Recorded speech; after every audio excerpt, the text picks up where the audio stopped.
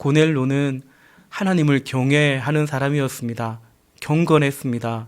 그의 기도와 또 가난한 자들을 향한 그의 구제가 다 하나님께 상달되었다.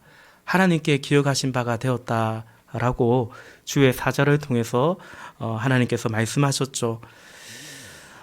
그렇게 이제 기도 가운데 주의 사자가 고넬료에게 하나님의 음성을 들려주시는데 무엇이라 말씀하시냐면 우리 사도행전 10장 바로 앞에 있는 10장 5절과 6절에 보면 네가 지금 사람들을 욥바에 보내어 베드로라 하는 시몬을 청하라. 6절 그는 무두장이 시몬의 집에 유숙하니 그 집은 해변에 있다 하더라. 아멘. 사람들을 욥바에 보내라는 거죠. 그게 베드로가 있는데 그는 무두장이 시몬이라고 하는 그 사람의 집에 지금 거하고 있었다라는 것입니다. 그래서 하나님을 경외하는 고넬료가 즉각적으로 순종하죠. 그래서 하인 둘과 또 동일하게 하나님을 참 경외했던 그의 부하 가운데 한 사람을 이렇게 불러서 이렇게 베드로에게 베드로가 있는 욥바로 보내었습니다. 오늘 본문 9절에 이튿날 그들이 길을 가다가 그 성에 가까이 갔을 그때에 라고 하는데요. 여기서 바로 그들이 고넬료가 보낸 그 부하, 그 종들이고요. 또 그 성에 가까이 갔을 그때 그 성이 바로 베드로가 머물러 있던 욥바였던 거죠. 이때 베드로는 앞서 고넬료가 또 그랬듯이 정해진 시간에 베드로 역시도 기도를 하고 있었습니다. 그 시각이 9절 말씀해 보니까 제6시더라. 오늘날로 따지면 정오입니다. 12시입니다. 그래서 이제 그때 시장하였을 때 이제 점심때가 되니까 배가 고픈데요. 그렇게 기도하고 있는데 베드로에게 한상이 보이는 거죠. 그것이 오늘 본문인데 우리 본문 11절부터 13절 조금 전에 읽었지만 우리 세 번역을 통해서 한번 보고 싶어요. 세 번역으로 교독에서 한번 봉독해 보십시다. 그는 하늘이 열리고 큰 보자기 같은 그릇이 네 기퉁이가 끈에 매달려서 땅으로 드리워져 내려오는 것을 보았다. 그 안에는 온갖 네 발 짐승들과 땅에 기어다니는 것들과 공중의 새들이 골고루 들어있었다. 함께 있습니다. 그때 베드로야 일어나서 잡아먹으라 하는 음성이 들려왔다. 아멘. 베드로가 기도 가운데 본 환상이 이러했습니다. 큰 보자기 같은 그릇이 이 큰 보자기 같은 그릇인데 네 기퉁이가 끈에 매달린 채로 이렇게 위에서 땅으로 내려오는데 그 안에 딱 보니까 여러 이제 짐승들 기어다니는 것도 있고 네 발 가지는 짐승도 그런 짐승들 또 하늘에 공중에 새들이 들어있는 거죠. 그 안에. 그리고 이제 또 음성이 들리기를 그것을 잡아서 먹어라. 그것을 집어서 너가 먹어라 라는 것입니다. 여러분 지금 베드로가 기도하는 시간이에요. 그리고 하늘이라는 것을 통해서 내려오고 또 음성도 들리고 그래서 이것은 하나님이 내려주신 보여주신 것이고 또 그 음성도 바로 하늘의 하나님의 음성이었다라는 것을 충분히 암시합니다. 이제 그렇게 보여주시고 또 집어먹으라 말씀까지 하셨으니까 베드로가 그에 대해서 이제 반응을 해야 되지 않겠습니까? 14절입니다.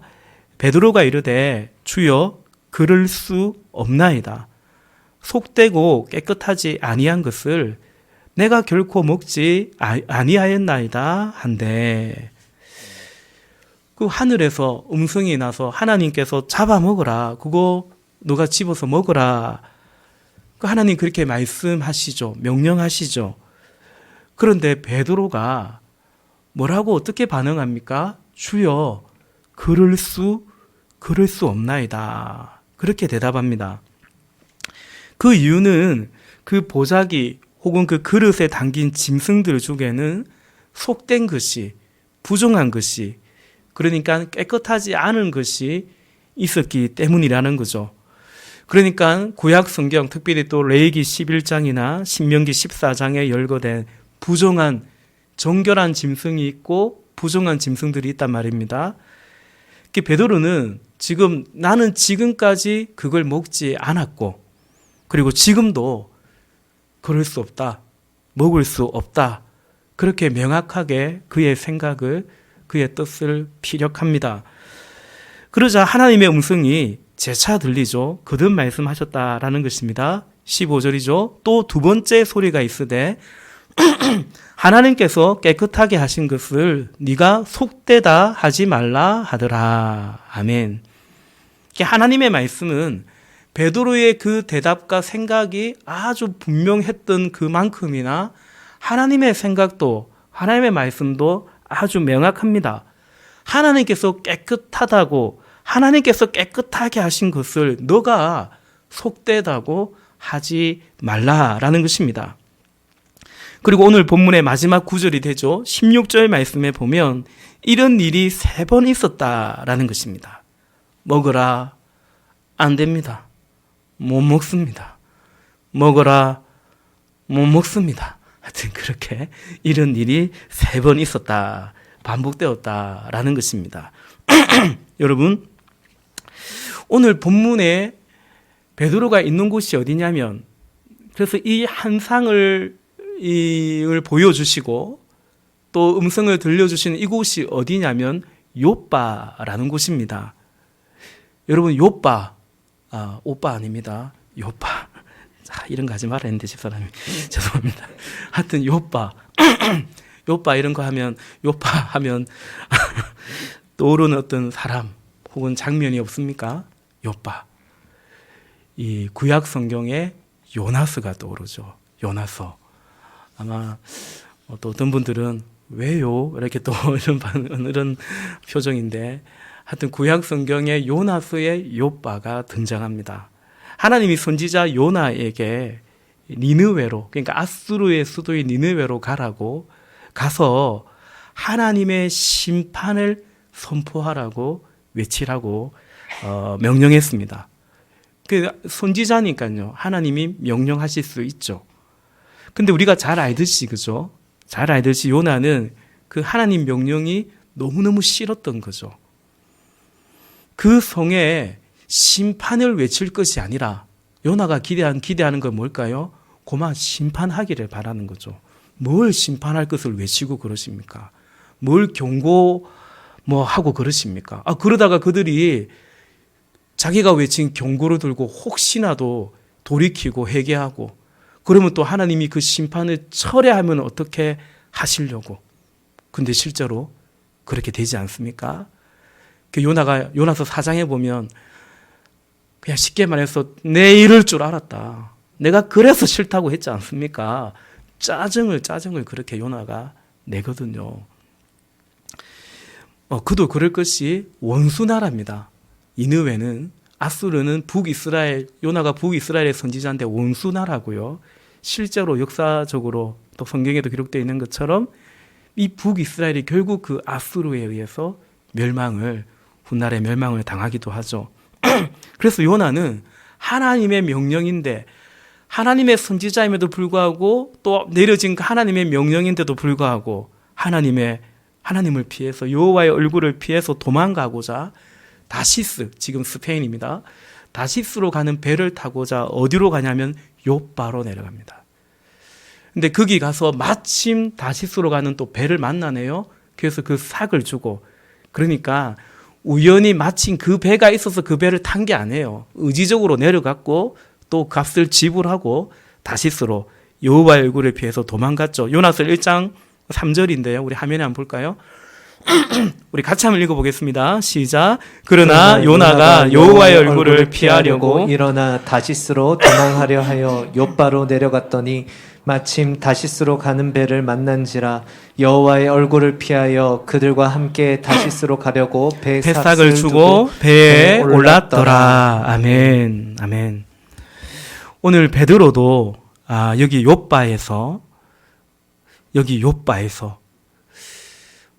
베드로가 어떻게 합니까? 어떤 그의 고정관념, 이해 안에서는 용납할 수 없는 부정한 것을 먹을 수 없다 그러면서 하나님이 집어서 먹으라 하는데도 분명한 하나님이 보여준 환상이고 음성인데도 불구하고 베드로가 주여 그럴 수 없나이다.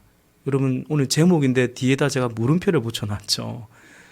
이게 사실은 웃기는 얘기 아닙니까? 주여라고 말해놓고는 네 알겠습니다가 아니라 주여라고 말해놓고는 그럴 수는 없죠 라고 이제 응답하는 그런 베드로를 보죠. 하나님의 명령 앞에 단호한 거절의 의사를 지금 밝히고 있습니다. 여러분 다시 요나를 볼까요? 그래서 하나님을 피해가는 그 요나 선지자가 탄 그 배가 어떻게 되죠? 큰 풍랑을 만나죠. 하나님께서 요나를 위해서 예비하사, 언젠가 제가 요나서 설교할 때 말씀드린 적이 있는데요. 요나서에 보면 예비라는 단어가, 예비하사가 굉장히 많이 나오죠. 풍랑을 예비하시고 물고기를 예비하시고 또 뭡니까? 그 박농쿨을 예비하시고 또 그 박농쿨을 갉아먹는 또 벌레를 예비하시고 하나님이 다 예비하셔서 그렇게 요나를 일종의 설득해가고 그 요나의 고집을 꺾어 가시는데 어쨌든 요나서만 본다면 요나는 그 고집을 끝까지 꺾지 않는 것을 우리는 또 보게 되죠. 그렇게 배를 타고 가는데 풍랑을 만납니다. 풍랑을 만나니까 요나는 또 배 아래에서 쿨쿨 자고 있는데 난리가 난 거죠. 그래서 선장이 또 선원들이 당신 누구냐고 묻습니다. 그럴 때 요나가 자신을 이렇게 설명하고 이렇게 대답하죠. 요나서 1장 8절과 9절 말씀입니다. 무리가 그에게 이르되 청하건대 이 재앙이 누구 때문에 우리에게 임하였는가 말하라. 너 생업이 무엇이고 네가 어디서 왔고 네 나라가 어디며 어느 민족에 속하였느냐 하니 그렇게 물으니까요.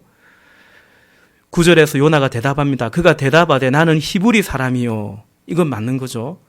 그리고 이건 물은 것입니다. 어느 나라 사람이고 어느 민족에 속하였느냐? 나는 히브리 사람이요.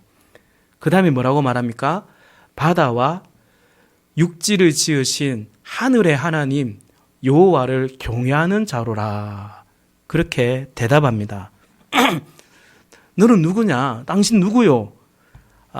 이 위기 앞에서 그렇게 요나에게 물을 때 요나는 나는 하늘의 하나님 여호와를 경외하는 자다. 그렇게 대답합니다. 여러분, 요나는 지금 사실은 하나님의 말씀, 그 명령을 거부하고 그것을 피하여 도망가고 있는 거잖아요. 그런데 요나 자신에 대해서 하늘의 하나님, 나는 하늘의 하나님 여호와를 경외하는 자다. 이렇게 대답하죠. 오늘 본문에서 이 욥바에서 동일하게 베드로는 또 비슷한 그런 어떤 반응 혹은 태도를 우리가 또 볼 수 있죠. 주여, 분명히 주님이십니다. 주여, 그럴 순 없나이다. 그렇게 또 반응하고 있는 거죠. 요나는 나는 하늘의 하나님 여호와를 경외하는 자로다. 그러나 하나님, 거기는 내가 갈 수가 없습니다. 그 니느웨는 내가 갈 수가 없습니다. 그렇게 반응하는 요나인 거죠. 여러분, 그런 면에서 여기 욥바에서의 오늘 본문의 베드로와 훨씬 오래전에 그 욥바에서 여호와의 얼굴을 피하고자 니느웨가 아닌 다시스로 가는 배를 탔던 그 요나와 흡사하다, 닮았다라고 볼 수 있죠. 또한 동시에 그 요나를 향한 그리고 오늘 베드로를 향한 하나님의 마음도 같은 거죠. 일치한 것입니다. 하나님 말씀을 받아들이기를 너의 뜻을 생각을 고집하지 말고 하나님이 말씀하시는 그것을 수용하기를 바라는 하나님의 마음이죠. 또한 동시에 그 옛날 니느웨를 그 니느웨마저도 아끼셨던 그들마저도 그냥 멸망당하기를 원치 않으셨던 그 하나님의 마음이었다고 한다면 오늘 이제 우리가 사도행전은 또 보겠지만 또 이미 우리가 다 사도행전 이야기를 조금 알고 잘 아시지 않습니까? 결국 이 이방인 고넬료를 이제 하나님 백성으로 그리스도를 통해서 그를 당신의 자녀 삼으시는 고넬료를 기점으로 해서 이방인들에게까지 그 하나님의 사랑을 전하고자 하시는 그 백성들을 향한 이방 백성을 향한 그 주님의 마음, 그 옛날 니느웨 백성을 향했던 그 하나님의 마음과 오늘 이방 백성을 향한 우리 하나님의 마음도 같다, 일치한다라는 것을 볼 수 있죠. 그런데 여러분 또 하나 다른 점은 있습니다. 요나는 끝내 고집을 부렸다고 한다면 베드로는 이제 그렇지만은 않았던 것을 우리는 알게 됩니다. 사도행전 10장 34절과 35절 말씀입니다. 베드로가 입을 열어 말하되 이제 고넬료를 만난 겁니다. 그리고 고넬료에게 자초지정을 왜 나를 초청했느냐라고 자초지정을 묻고 베드로가 고넬료가 그대로 대답을 하죠. 그때 베드로가 이제 다시 응답하는 말씀입니다. 베드로가 입을 열어 말하되 내가 참으로 하나님은 사람의 외모를 보지 아니하시고 어떤 혈통이나 인종이나 그런 것을 보는 것이 아니하시고 35절에 각 나라 중 그게 이방 백성이든 이스라엘 백성이든 각 나라 중 하나님을 경외하며 의를 행하는 사람은 다 받으시는 줄 깨달았도다. 그렇게 베드로가 반응합니다. 그러니까 하나님이 그런 한상을 그래서 보여주셨구나. 그리고 거기에 내가 끝까지 고집을 부릴 것이 아니고 하나님이 과연 사람을 외모로 보지 아니하시고 각 나라 중 하나님을 경외하고 의를 행하는 사람은 다 받으시는 줄을. 그리고 나중에 예루살렘에 돌아가서 뭐라 보고하냐면 성령을 내리신다라는 것을 베드로가 깨닫고 이제 그 예루살렘 교회를 그 공회를 설득해 가는 것을 우리는 보게 되죠. 이제 그 부분은 우리 그 본문 가서 다시 한번 또 상고해 보기로 하고, 어쨌든 요나가 끝내 고집을 부린 반면에 베드로는 그러지 않았다라는 것을 우리가 확인하게 됩니다. 사랑하는 형제자매 여러분, 우리 오늘 본문 가운데 좀 두 가지 이 부분을 함께 좀 묵상 혹은 적용해 보고 싶은데요. 첫 번째는 오늘 베드로가 주여, 그러나 그럴 수는 없습니다. 주님이 분명 주님이시지만 그러나 이건 좀 곤란합니다. 사실은 그렇게 반응하죠. 근데 이게 베드로가 불순종하겠다는 의도는 사실 아니에요. 받아들일 수가 없다. 그러나 계속 고집한다면 결국 그건 또 불순종이 될 수 있겠지만, 어쨌든 여러분 오늘 우리에게 그런 것이 없는지 한번 생각해 묵상해 보고 싶은 것이죠. 마치 나는 하늘의 하나님 여호와를 경외하는 자라고 우리 스스로를 자처하고 생각하는데요. 그러나 니느웨는 안 됩니다. 하나님, 거기는 내가 못 가죠. 거기는 가라고 좀 하지 마세요. 혹시 우리에게 있어서 그런 니느웨는 어디인지. 하나님 경외하지만 그거는 좀 안 되겠습니다. 그건 내가 좀 내 생각을 꺾을 마음이 없습니다. 포기할 수 없습니다. 혹시 나의 그 니느웨는 무엇인지. 그래서 여러분 어쩌면 오늘 우리의 삶의 자리가 그런 욥과 같은 그런 삶의 자리가 아닌지 한번 생각해 보았으면 좋겠다 싶습니다. 여러분은 어떤 것 같아요? 저는 종종 그런 생각을 해요. 설교를 준비하고 또 말씀을 전할 때도 성경은 어찌 보면 다분히 좀 극단적인 면이 있는 것 같다. 또 급진적인 면이 있는 것 같다. 여러분 그런 생각 들지 않습니까? 가령 여러분 예수님이 비유하신 것 중에 부자와 거지 나사로가 있습니다. 너무 극단적인 대조잖아요. 그죠? 뭐 중간 없습니까? 이른바 중산층 없습니까? 중산층. 왜 부자이고 거지 나사로고. 그래서 거지 나사로는 아우란 품에 안기고 부자는 그렇게 지옥에 가고, 너무 좀 극단적인 그런 예가 아닌가. 또 우리 몇 주 전에 보았죠. 그 복음서에 나오는 부자 청년. 그 부자 청년 그죠. 그 부자 청년에게 예수님께서 너 소유가 많은데, 부자죠. 너 소유가 많은데 너 소유 중에 어떤 일부를, 아니면 너 소유 중에 한 절반 정도를 가난한 자에게 나눠주고 나를 따르라 하면 좋을 것 같은데, 근데 여러분 뭐라고 말합니까? 내 소유, 네 모든 소유를 네 모든 소유를 가난한 자들에게 나누어주고 그리고 나를 쫓아라. 예수님 꼭 이렇게 말씀하신단 말이에요. 그러니까 왜 이렇게 좀 극단적인지, 뭐 하면 뭐죠? 그런 것처럼 왜 그럴까? 좀 그런 생각 들지 않습니까?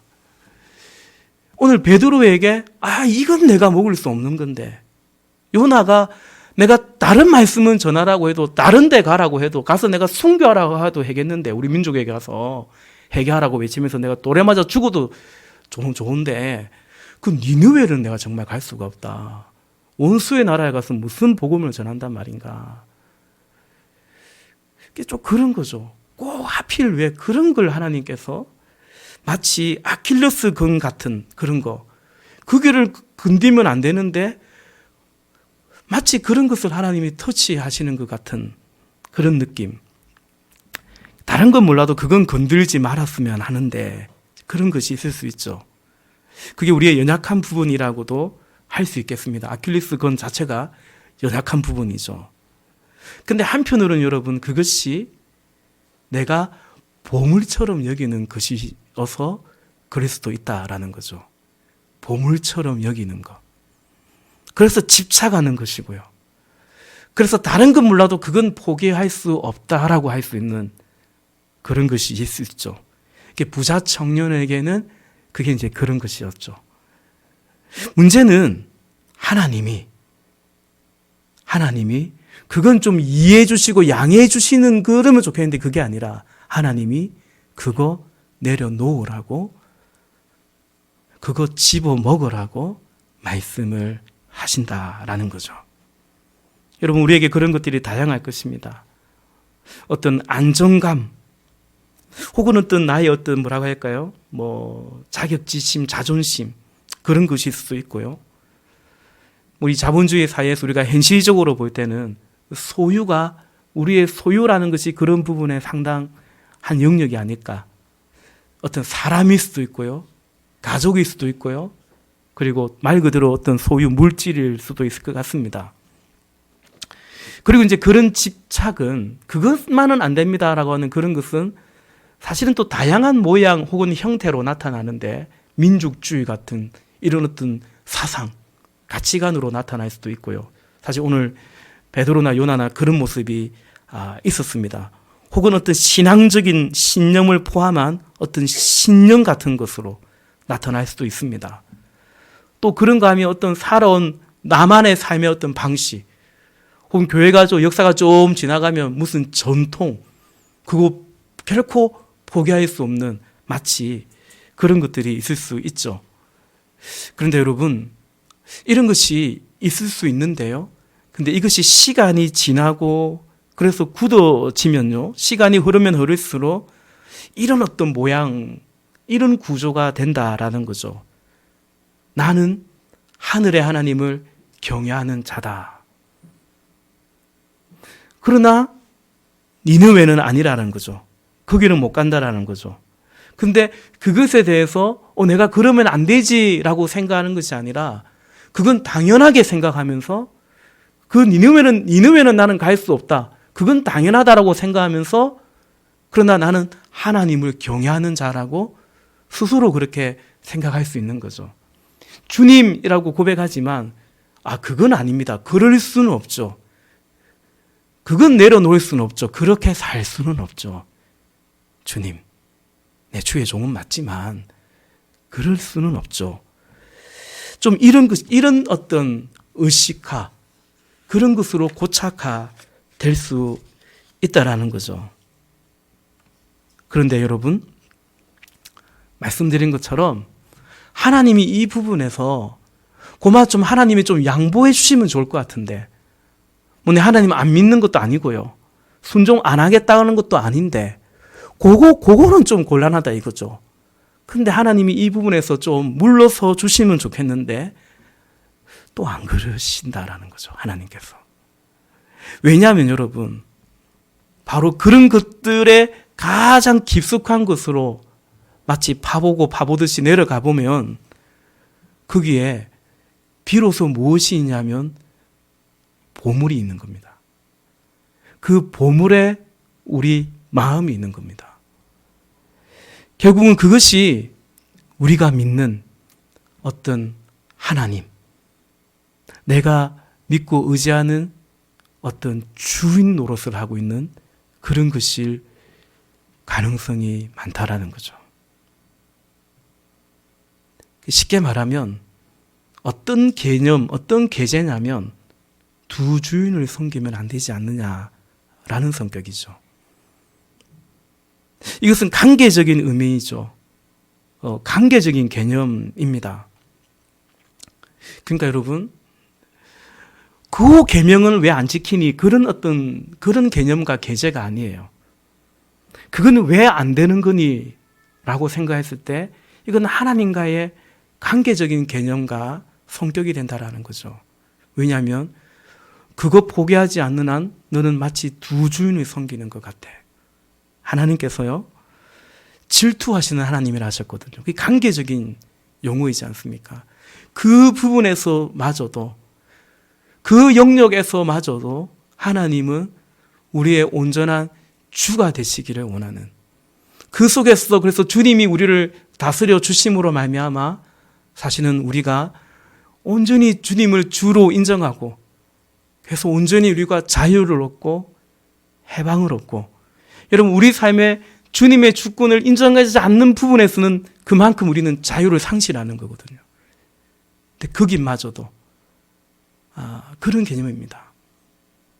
이해가 되십니까? 내 마음 그리스도의 집이라는 책이 있습니다. 뭐 이게 아주 작은 소책자로도 있고요. 최근에 다시 한번 제가 이 책을 좀 읽었는데요.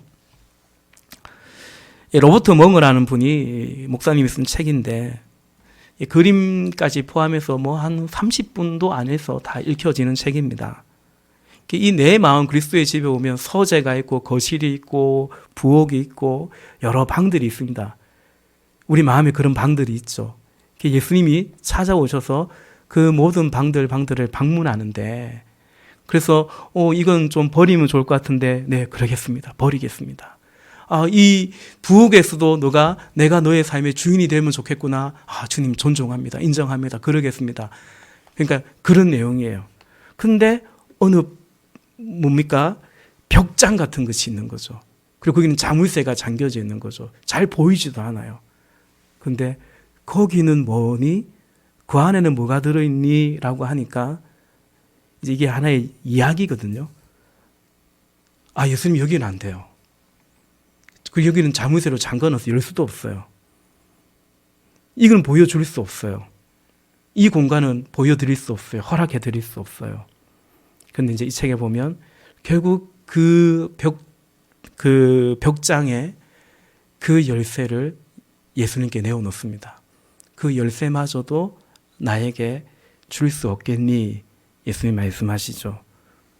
그래서 바로 그 열쇠마저도 내어드릴 때 사실은 절대 보여주고 싶지 않고 또 한편으로는 부끄러운 것이고, 사실은 내가 그거는 절대로 상실하고 싶지 않은, 끝까지 내가 꽁꽁 숨겨놓고 보유하고 싶은 그거거든요. 그 안에 있는 게. 근데 그 책에는 이게 뭔지는 적혀 있지는 않아요. 뭐가 들어있는지. 이제 그런 성격이죠. 그 열쇠마저 내어드립니다. 그런 후에 마지막에 어떻게 하냐면 자신의 내 마음, 그게 우리의 집이죠. 하나님의 성령이 우리 안에 가시고 우리를 성전 삼아 초소 삼아 계시잖아요. 그래서 내 마음의 집을, 그 열쇠를 내어드린 이후에 아예 내 마음의 이 집을 그리스도께 양도해 드리는 장면이 나옵니다. 그냥 이 방은 하나님의 것이에요.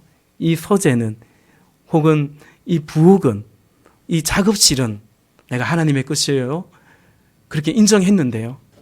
마지막 그 벽장의 열쇠를 내어드릴 때 비로소 아예 집 전체를, 내 인생 자체를 그리스도께 양도하는 그런 장면, 이제 이 책이 그렇게 끝맺어 갑니다. 여러분, 그런 겁니다. 주여, 분명 주님이십니다. 그러나 그럴 순 없나이다. 그게 무엇인지요? 거기까지, 그 열쇠까지도 주님께 내어드릴 수 있기를 바라는 것이죠. 그리하여서 내 삶의 어떤 부분에서의 주님으로 계속 그렇게 멈춰 있지 말고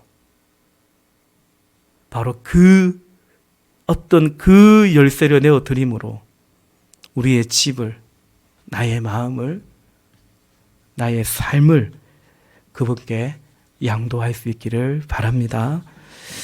오늘 본문 속에서 한 가지만 더 말씀 나누고 싶은데요.